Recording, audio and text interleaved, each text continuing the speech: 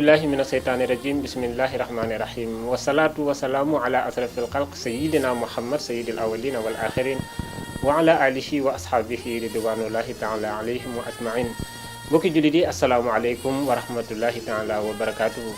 ñoo ngi leen di nuyu fii ci Àll bi TV comme leen daan nuyoo ci seen naafila bis bi tey nag ci guddi juróom-ñeenteel bi ñu indi leen ñaari rakka juróom-ñetti rakka bu nekk nga jàng ca fatiha benn yoon tabat yada abi lahabin ñetti yoon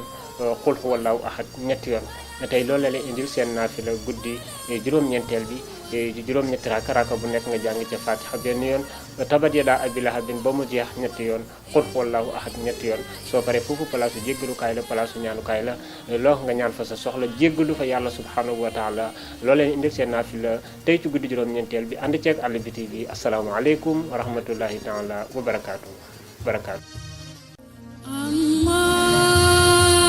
Allahu akbar, Allahu